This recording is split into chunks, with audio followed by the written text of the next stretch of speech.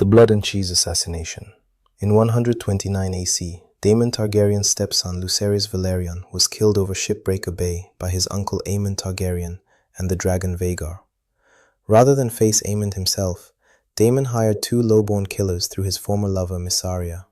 One was Blood, a disgraced city watch sergeant who had lost his cloak for beating a woman to death. The other was Cheese, a rat catcher who knew the hidden tunnels beneath the Red Keep. Daemon's order was simple: a son for a son. Cheese led Blood through a forgotten passageway into the castle. They broke into Dowager Queen Alicent's chambers, bound and gagged her, strangled her bedmaid, and waited in the dark. When Queen Helena arrived with her 3 young children, Blood killed her guardsmen. They told her to choose which son would die. She begged them to take her instead. They refused. When she wouldn't choose, they threatened to rape her 6-year-old daughter. Helena whispered the name of her youngest son, Maelor, hoping to spare her firstborn. Instead, Blood cut off 6-year-old Jaehaerys' head with a single blow. They fled carrying it as proof. Blood was caught 2 days later with the head still on him. He was tortured for 13 days before being allowed to die. He never named Daemon. Cheese was never found. King Aegon had every rat catcher in King's Landing hanged. Queen Helena sank into madness and eventually took her own life. Daemon never entered the castle, never saw the child. He just gave the order. But this wasn't where it started. Daemon Targaryen had been building toward moments like this his entire life. And the trail of blood goes back much further than the Dance of the Dragons. The City Watch terror. Before any of his greater crimes, Daemon Targaryen was given command of the City Watch of King's Landing, 2,000 men tasked with keeping order in the capital. He armed them with dirks, short swords, and cudgels, and gave every man a golden cloak, which is how they came to be known as the Gold Cloaks. Then he turned them loose on the city. His men would charge through the streets at night, rounding up citizens on nothing more than a shouted accusation. A gold cloak would point at a man and yell, "Thief!" and they would cut off his hand. Another would call out, "Raper!" and the man would be castrated on the spot. If someone was accused of murder, Daemon himself would take their head with his Valyrian steel sword, Dark Sister. No trials, no evidence, just a word and a blade. Daemon delighted in it. He carried out many of the punishments personally, killed several men in brawls, and built a reputation that made every cutpurse, gambler, and whoring flea-bottom know his name. He called himself the Prince of the City. The small folk called him Lord Flea-bottom. His grip on King's Landing was closer to that of a crime lord than a lawman. He knew every dark corner of the capital's underbelly and moved through it like he owned it. Crime did fall. The small council acknowledged that much. But when Otto Hightower confronted him over the mass violence, Daemon showed no remorse. He said it was necessary. King Viserys warned him that another night like it would not be tolerated. Daemon kept his position. No one was punished for the hands taken, the men gelded, or the bodies piled into carts. The people who suffered his justice had no names worth recording. The fire at Harrenhal. In 120 AC, Sir Harwin Strong, known as Breakbones, the strongest man in the 7 kingdoms, was sent away from court by King Viserys after the open secret of his affair with Rhaenyra Targaryen became impossible to ignore. Harwin was widely believed to be the true father of Rhaenyra's 3 sons, Jacaerys, Lucerys, and Joffrey, all officially claimed as children of her husband Laenor Velaryon. King Viserys ordered Harwin removed from Rhaenyra's service and sent back to his family's seat at Harrenhal. His father, Lord Lionel Strong, the Hand of the King, chose to accompany him. Shortly after they arrived, a fire broke out in the tower where they were sleeping. Both father and son were killed, along with 3 retainers and a dozen servants. The cause was never determined. Some blamed it on bad luck. Others said it was the ancient curse of Harrenhal, which seemed to destroy every family that held it. But many suspected murder. Septon Eustace pointed directly at Daemon Targaryen, claiming he had arranged the fire to eliminate a rival for Rhaenyra's affections. Mushroom blamed Lord Corlys Velaryon, calling it a father's vengeance against the man who had dishonored his son. Others suspected Harwin's own younger brother, Larys Clubfoot, who stood to inherit Harrenhal with both his father and brother dead. No proof was ever found. No one was charged. Larys Strong quietly became the new Lord of Harrenhal. Otto Hightower was restored as Hand of the King, and within months of the fire, Daemon married Rhaenyra, the one thing Harwin's existence had stood in the way of. Whatever happened in that tower, Daemon got what he wanted. Again. The murder of Laenor Velaryon. In 120 AC, Sir Laenor Velaryon, Rhaenyra Targaryen's husband and the only son of the powerful Lord Corlys Velaryon, was attending a fair in Spicetown on his home island of Driftmark. He was with his companion and rumored lover, Sir Carl Corey, a household knight. The two were seen quarreling loudly before blades were drawn.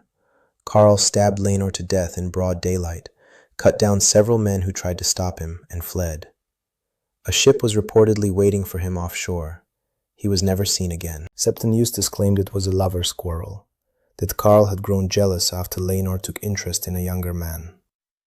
But the court fool Mushroom told a different story. He claimed Daemon Targaryen had paid Carl to kill Laenor so that Daemon could marry Rhaenyra himself.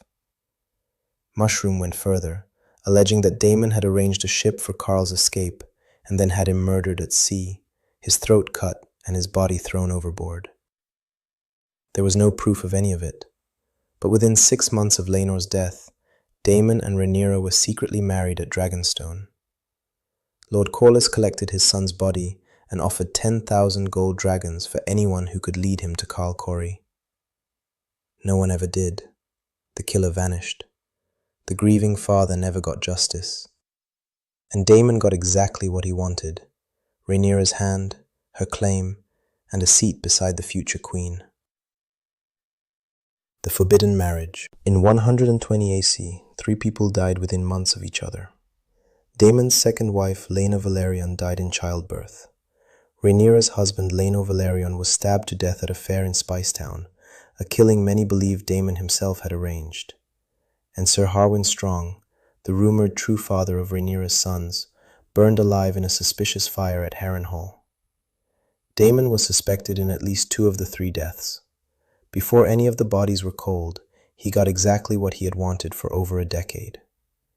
Less than 6 months after the deaths of both their spouses, Daemon secretly married his niece Rhaenyra at Dragonstone. He was 39, she was 23. There was no announcement, no royal blessing, and no permission from King Viserys. Septon Eustace claimed they married in secret specifically to prevent Viserys from stopping it. Mushroom went further, alleging that Daemon had already gotten Rhaenyra pregnant and needed the marriage to legitimize the child. When Viserys found out, he was livid. He declared the marriage an insult to the memories of Laena and Laenor, whose deaths were still fresh. The wedding violated mourning customs, defied the king's authority, and deepened the scandal of a prince who had been pursuing this same niece since she was 15. But Viserys did nothing. No punishment, no annulment, no exile. He raged, and then he let it stand. By the end of that year, Rhaenyra gave birth to their first son, Prince Aegon the Younger. Daemon had his queen, his claim, and his bloodline secured, and it had only cost 3 lives to get there. The beheading of Daemon Velaryon. In 126 AC, Lord Corlys Velaryon fell gravely ill with a fever after fighting in the Stepstones. While he lay dying, a dispute broke out over who would inherit Driftmark. Rhaenyra pushed for her second son, Lucerys, to be named heir, but Sir Daemon Velaryon, the eldest of Corlys's 6 nephews, refused to accept it. He declared publicly that Rhaenyra's sons were not fathered by Laenor Velaryon at all, that they were bastards sired by her lover Sir Harwin Strong, and therefore had no right to the Velaryon name or its seat. He was not wrong, but he said it out loud. Rhaenyra did not argue the claim in court. She sent Daemon. On her orders, Daemon seized Daemon without trial, without a hearing, without any legal proceeding. He cut off Daemon's head. Then Rhaenyra had his headless body dragged outside and fed to her dragon Syrax. The dragon burned the corpse before devouring it. There was nothing left to bury. When Daemon's 5 younger cousins sailed to King's Landing to seek justice and repeated the same accusations about Rhaenyra's sons, King Viserys did not punish Daemon or Rhaenyra for the killing. Instead, he had the tongues ripped from all 5 cousins. They became known as the Silent Five. Vaemon's wife and sons received nothing. No one was held accountable for a man executed without authority, without trial, and without a body to mourn. The affair with Nettles.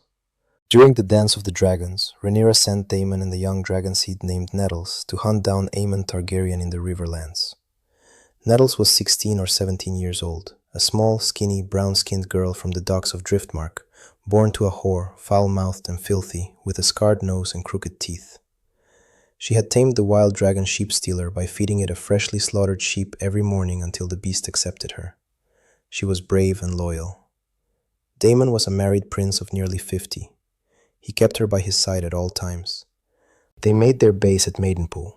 According to Mushroom, Daemon took Nettles as his lover. Maester Norrin, who observed them closely, recorded that the two ate together every morning and evening, slept in adjoining rooms, and that maidservants reported they often shared a single bathtub, washing each other. Norrin also wrote that Daemon doted on the girl as a man might dote upon his daughter, teaching her courtesies, giving her an ivory hairbrush, a silvered mirror, a velvet cloak, and leather boots. Whether she was his mistress or his secret bastard daughter, no one could say for certain. Either way, it was a scandal, adultery against his queen, or something worse. When word reached Rhaenyra in King's Landing, fed by Mysaria's whispers, the queen was furious. She declared Nettles a traitor and sent a raven to Lord Mouton of Maidenpool, ordering him to deliver the girl's head. Mouton and his advisors were too afraid to act, afraid of Daemon's wrath if they killed a girl he clearly cared for.